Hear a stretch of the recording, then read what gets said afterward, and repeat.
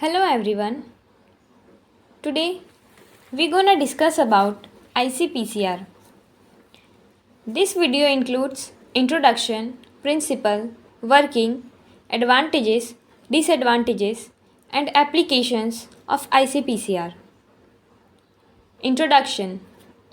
ICPCR stands for immunocapture PCR, where PCR is polymerase chain reaction. It is particularly used in diagnostic virology and it's used for detecting and identifying viruses. It is a combination of two molecular techniques, ELISA and PCR.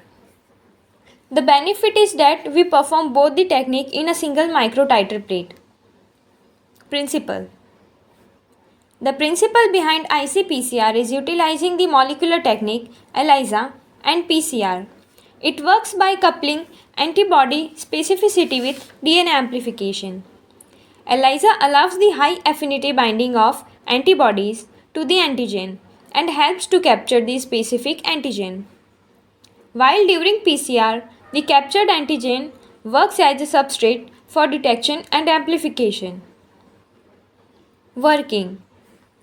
For this technique, we use standard PCR microtiter plate as well as PCR tubes. The very first step is antibody immobilization. Specific antibodies against the target pathogen are immobilized on the solid surface of well. Even magnetic beads can be used. Then, sample incubation. The suspected viral sample, which may or may not contain pathogen, is added into the well and kept for incubation. If the target pathogen is present, it will effectively isolate them from rest of the sample.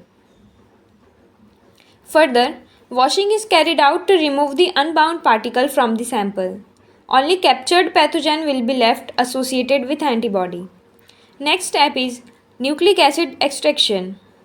Once captured, a lysis buffer is added.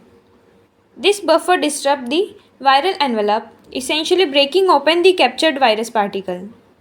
The lysis buffer is chosen to be compatible with the subsequent PCR reaction. It disrupts the virus while preserving the integrity of target nucleic acid, allowing to be used directly in PCR without further purification.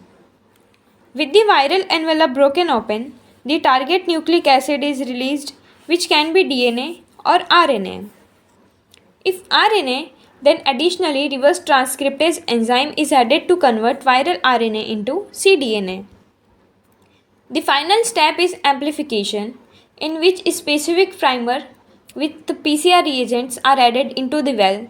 Millions of copies are generated as an output. Further, it can be detected by real-time PCR. And here is the diagrammatic explanation of the working. Advantages.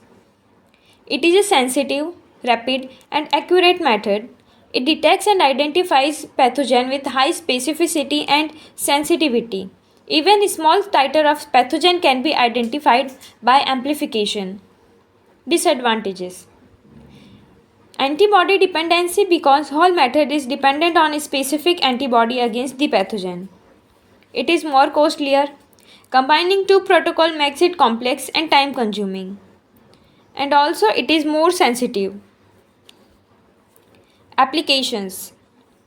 It is applicable in viral diagnostic, food safety testing and monitoring the environmental samples. Thank you.